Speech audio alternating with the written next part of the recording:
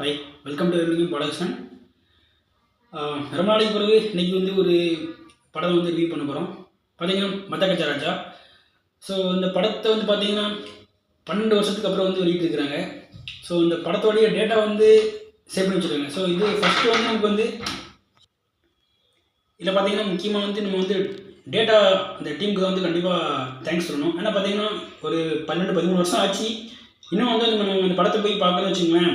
சில இதெல்லாம் பார்த்தீங்கன்னா அதாவது படம் ரொம்ப இதாக இருக்கும். ஸோ பழைய படம் மாதிரி பிளராக இருக்கும். அப்புறம் இதாக இருக்கும். ஆனால் இதெல்லாம் அப்படி கிடையாது. படம் ஃப்ரெஷ்ஷாக இருக்குது. படம் ரொம்ப நல்லா இருக்குது. நிஜமாவே நிறைய பேர் கஷ்டப்பட்டுருக்காங்க இதுக்கு.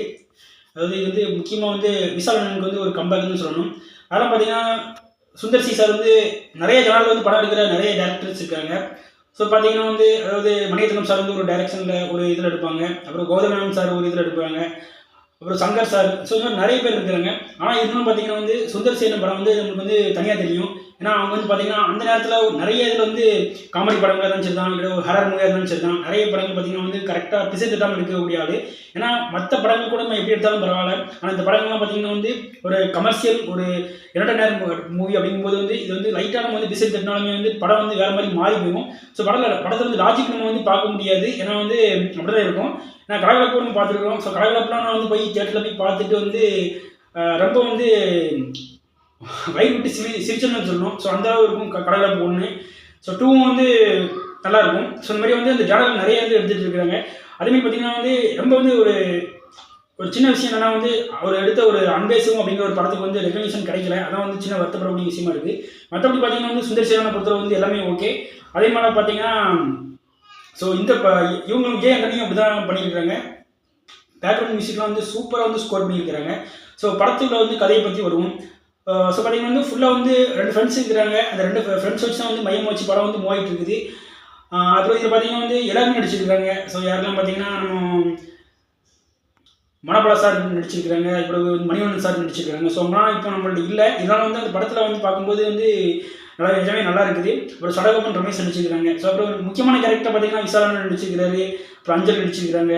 அப்புறம் வரலட்சுமி நடிச்சிருக்காங்க. ஸோ நிறைய இன்னும் ஆர்டிஸ்ட்லாம் நடிச்சிருக்காங்க. இதில் பார்த்தீங்கன்னா ஒரு கிணத்துக்குள்ள ஒரு காமெடி இருக்கும். அதெல்லாம் ரொம்ப பக்கா மாசம் சொல்லணும். அப்புறம் பார்த்தீங்கன்னா இதில் கிளைமேக்ஸ் சண்டைலாம் நல்லா இருக்குது. ஸோ ஒரு சில பாட்டுக்கெலாம் பார்த்தீங்கன்னா நல்லா சூப்பராக செட்டிங்லாம் பண்ணி வச்சுருக்காங்க. ஸோ அதில் ரொம்ப வண்ணமயமாக இது பண்ணியிருக்காங்க. எனக்கே கொஞ்சம் டவுட்டாக இருந்துச்சு. 12 வருஷம் ஆச்சு இந்த படம்.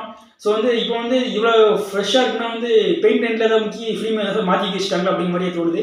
ஸோ அதில் பார்த்தீங்கன்னா படம் ஃப்ரெஷ்ஷாக இருக்குது. ஸோ லாஜிக் மிஸ்டேக் நிறைய இருந்தாலுமே பார்த்தீங்கன்னா லாஜிக் மிஸ்டேக் பார்க்காம இந்த படத்தை போய் பார்க்கலாம். ஏன்னா இந்த பொங்கல் டேஸில் இது 12 வருஷம் கழிச்சு இந்த படம் வெளியிருந்துருக்குன்னு பெரிய விஷயம். ஏன்னா அப்பப்போ படம் வரும் அப்படிம்பாங்க. சின்ன தலை அப்படின்றாங்க. அப்புறம் அப்படி நின்றுடும். ஆனால் எதுவுமே இல்லாமல் ஒரு ஓப்பனிங் கொடுத்து இந்த படத்தை பண்ணி அப்படியே அதுக்கு என்னென்ன வேலைகள்லாம் முடிச்சு அதாவது இந்த படத்தை இந்த ரேஸில் இறக்கி விட்டுருக்காங்க பொங்கல் ரேஸில். ஸோ படம் சூப்பராக இருக்குது. நிஜமாவே ஒரு தேட்டரில் போய் என்டர்டைன்மெண்டோட பார்க்கக்கூடிய ஒரு பக்கா மூவி. ஸோ போய் பார்க்கலாம். ஏன்னா நம்ம கொடுத்த காசுக்கு கண்டிப்பாக ஒருத்தா இருக்குன்னு நினைக்கிறேன். சுந்தர் சி சார் படம்னாலே பார்த்தீங்கன்னா ஒரு பக்கா என்டர்டைனராக இருக்கும். ஸோ அவர் பார்த்தீங்கன்னா நிறைய சீரிஸ் எடுத்திருக்காரு. ஹரர் மூவி சீரிஸ் ஒரு 2-3 எடுத்துட்டாரு அரண்மனை வச்சு. ஸோ அதுவும் பார்க்கும்போது பார்த்தீங்கன்னா லாஸ்ட்டில் கூட 100 கிளப்பில் அது வந்துருச்சு. ஸோ இது இந்த படம் நல்லா இருக்கும். ஏன்னா 12 வருஷம் கழிச்சு வருது அப்படின்னு பார்த்தீங்கன்னா டெக்னாலஜிஸ் பார்த்தீங்கன்னா கொஞ்சம் ஏறக்குறையாக இருக்காங்க. ஆனால் அந்த படத்தில் பார்த்தீங்கன்னா மேக்ஸிமம் பார்த்தீங்கன்னா சின்ன ஃபோன் யூஸ் பண்ணுறாங்க. ஸோ இப்போ எல்லாம் ஆண்ட்ராய்டாக மாறிடுச்சு. ஸோ அது ஒன்று இந்த டெக்னாலஜி மைனஸ்ன்னு சொல்லலாம். ஸோ மைனஸ்ன்னு பார்த்தீங்கன்னா எதுவுமே கிடையாதுன்னு சொல்லணும். ஏன்னா அந்த படத்தில் ஆகட்டும் அந்த படத்தில் உள்ள சீன்ஸ் அப்புறம் சீக்வன்ஸ் எல்லாமே இந்த ஸ்டண்டு எல்லாமே சூப்பராக பண்ணியிருக்காங்க.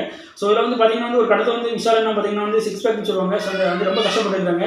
ஸோ அதெல்லாம் பார்க்கும்போது அவர் ரொம்ப இது பண்ணியிருக்காரு. ஏன்னா இப்போ அவருக்கு கொஞ்சம் உடம்பு சரியில்லை அப்படிங்கிற சொல்கிறாங்க. எனக்கு தெரிஞ்சு இந்த படத்தெல்லாம் பார்த்து அவர் கம்பேக் கொடுத்துருக்காரு. ஸோ கண்டிப்பாக இந்த படத்தெல்லாம் பார்த்து ரெக்கவரி ஆகி கண்டிப்பாக பழைய நம்பிக்கை வந்துருக்காரு அப்படிங்கிற மாதிரி தோணுது. ஏன்னா அதில் படம் கூஸ்பமாக இருக்குது. ஏன்னா இந்த திமிரு சண்டைப்படி படமாக பார்க்கும்போது பார்த்தீங்கன்னா அந்த இடத்துல 2006-2007 ரிலீஸ் ஆச்சு. ஸோ அந்த படம் அவருக்கு ரொம்ப ஒரு ஆக்ஷன் பிளாக் தான் கொடுத்துருக்குன்னு சொல்லணும். ஸோ அந்த மாதிரி இந்த படத்தை கூட படம் கண்டிப்பாக அமைஞ்சது அப்படின்னு சொன்னீங்கன்னா அது கண்டிப்பாக ஆர்டிஃபிஷியல் கண்டிப்பாக கிடையாது. ஸோ அந்த மாதிரி தான் படம் இருந்திருக்கு. ஸோ இந்த படத்தை தேட்டரோட போய் பாருங்கள். படத்தை எல்லாம் செலிப்ரேட் பண்ணுங்கள். பொங்கல் என்ஜாய் பண்ணுங்கள். தேங்க்யூ. இதே போல் மற்றொரு விமர்சனத்தில் உங்களுக்கு சந்திக்கிறோம். அதோட உங்களுக்கு நீங்கள் படம்